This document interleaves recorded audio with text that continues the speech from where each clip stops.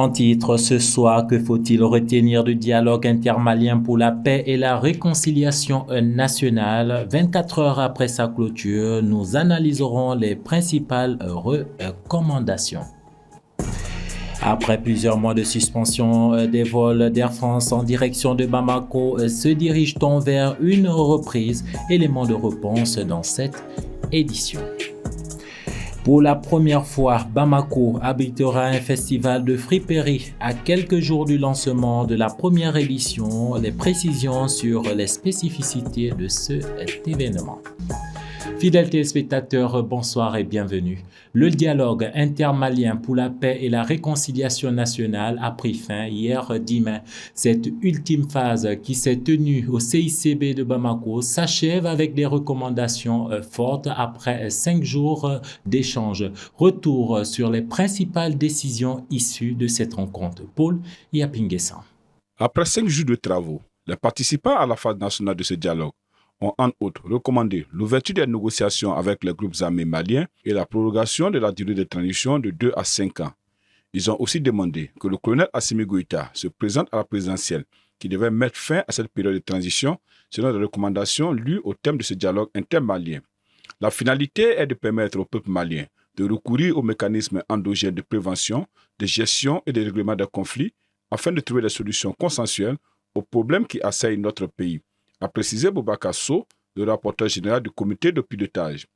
Parmi les recommandations et résolutions formulées et adoptées, il a également été recommandé la relecture de la charte de la transition, contrôler la ligne éditoriale des prêches par les religieux afin d'éviter la propagation des messages de haine ou susceptibles de créer un conflit entre les différentes tendances religieuses, interdire aux chefs religieux, aux chefs de village, de fractions et de quartiers et aux responsables des organisations de la société civile de s'engager dans le militantisme politique ont été proposés.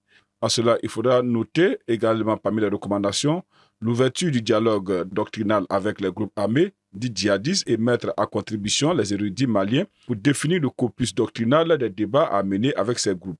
Cela dit, on ne peut s'empêcher de s'interroger sur l'apport réel de ce dialogue intermalien pour une sortie de crise, surtout que dès son entame, il a pris du plomb dans l'aile, et cela parce que n'ayant pas pu réunir tous les principaux protagonistes autour de la même table. En effet, les groupes armés signataires de l'accord d'Alger, chassés de Kidal en fin 2023, n'ont pas pris au pourparlers. À ces indépendantistes et rebelles, il faut ajouter plusieurs acteurs politiques qui, après la suspension de leur activité, ont décidé de ne pas participer au dialogue. Se dirige-t-on vers une reprise des vols d'Air France en direction de Bamako? Après plusieurs mois de suspension, la question se pose au regard de la dernière note de la diplomatie française. Ce week-end, Paris a annoncé que Bamako passe en orange. Que faut-il comprendre par là? Explication dans ce reportage. Après avoir placé tout le Mali en zone rouge en août 2023, le ministère de l'Europe et des Affaires étrangères de France vient de réévaluer sa carte. Depuis hier vendredi, le district de Bamako est passé du rouge à l'orange, ce qui fait que la France considère que la capitale malienne est déconseillée sauf raison impérative, mais non plus fortement déconseillée. Si ce changement de couleur peut paraître anecdotique pour certains, il pourrait avoir un effet direct sur Air France. En effet, en raison de la zone, la compagnie ne pouvait plus desservir le Mali. Dans un communiqué en août dernier, la compagnie avait suspendu ses vols à destination de Bamako, de Ouagadougou et de Niamey. Après la suspension des liaisons Paris-Bamako par Air France, les autorités maliennes avaient décidé le 11 août d'annuler l'autorisation de la compagnie d'exploiter cette ligne, qualifiant cette suspension de manquement notoire au terme de l'autorisation d'exploitation.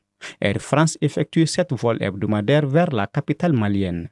Le 10 octobre dernier, la compagnie aérienne annonçait recommencer à desservir le Mali en coordination avec les autorités maliennes avec 3 vols hebdomadaires à compter du vendredi 13 octobre.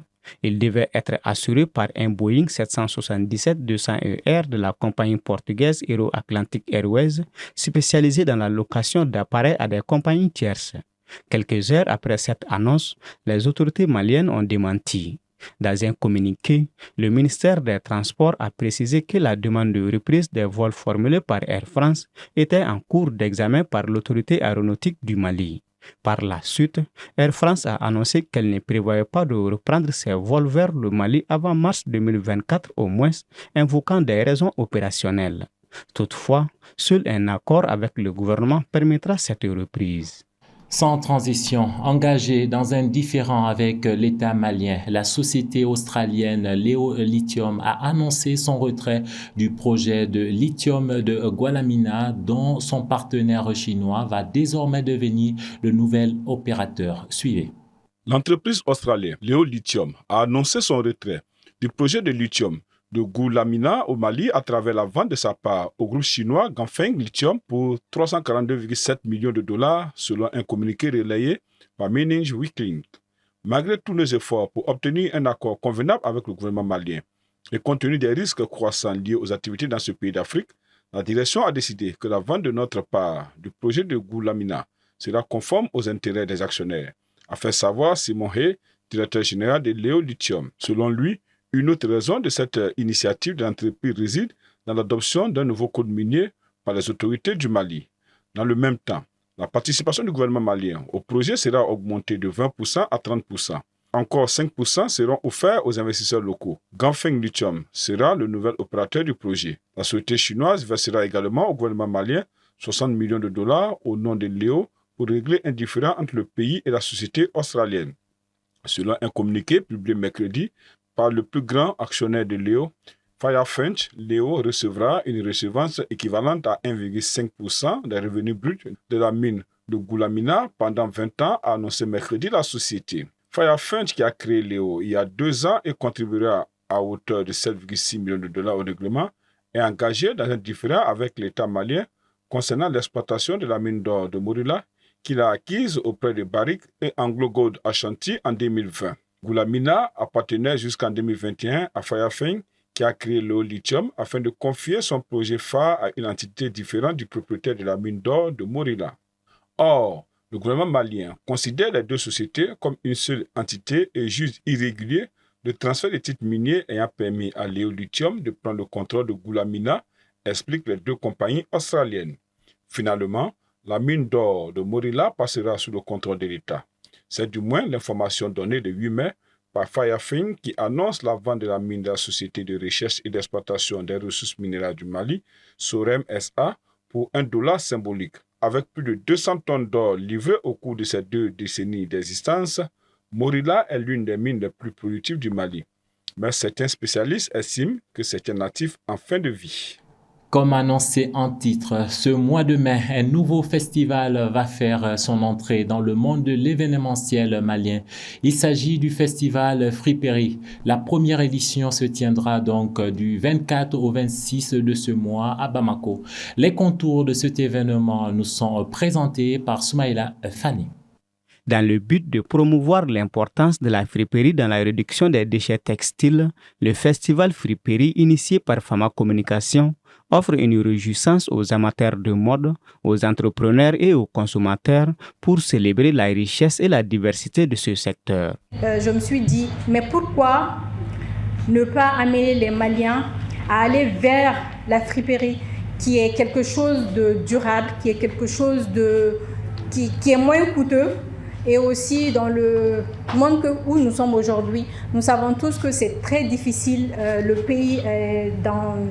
pays passe un moment très difficile. Donc, permettre à tout un chacun de s'habiller chic, élégant et à moindre coût. Elle ajoute que la surconsommation de vêtements neufs a aussi des répercussions négatives sur l'environnement. De ce fait, la friperie se considère comme une alternative durable, une valorisation de seconde main et une protection de l'environnement. Aujourd'hui, nous savons que la friperie est vraiment utilisée aussi au Mali. Et quand ces vêtements ne sont pas utilisés, ça augmente nos déchets textiles. C'est-à-dire quand ces vêtements ne sont pas utilisés, ils sont soit stagnés dans les déchets, où on les retrouve souvent dans les caniveaux pendant les périodes de forte pluie, tout ça. Donc, pour éviter ces dégâts-là, il est essentiel de sensibiliser les gens pour acheter les friperies, pour la réutilisation, donner une seconde vie à tous ces vêtements, que ce soit les vêtements, que ce soit les sacs, les chaussures. Parce que quand on parle de friperie, il faut savoir aussi que ce n'est pas uniquement les vêtements. Et aussi, on a même démarché les gens qui vendent des casses. Parce que tout ça, ça rentre un peu dans l'aspect environnemental. Prévu du 24 au 26 mai au Palais des Sports de Bamako, le festival Friperie promet au-delà des expositions, des défilés et des activités culturelles et ludiques, de tenir des sessions interactives sur la durabilité de la mode et surtout sur l'aspect hygiénique des vêtements. En bref, ces images avant de nous quitter, du jamais vu depuis 2003, une tempête solaire d'une intensité rare a commencé à toucher la Terre dans la soirée de vendredi, donnant lieu à de superbes aurores boréales, notamment en France, aux États-Unis, en Angleterre, en Allemagne et dans d'autres pays. Cette tempête géomagnétique atteint le niveau 5, soit le plus élevé sur l'échelle utilisée selon l'agence américaine d'observation océanique et atmosphérique. Mais le phénomène est tel qu'il pourrait provoquer des perturbations sur les réseaux électriques et satellitaires ainsi que sur le réseau Internet et les signaux GPS. L'événement, qui devrait persister durant tout le week-end, pourrait avoir des impacts sur les infrastructures, a ainsi expliqué le Centre de prévision de la météo spatiale américain. Le dernier événement atteignant ce niveau 5 en octobre 2003 était surnommé les tempêtes d'Halloween. Et depuis, un événement d'une telle intensité, décrit comme très rare, ne s'était pas produit.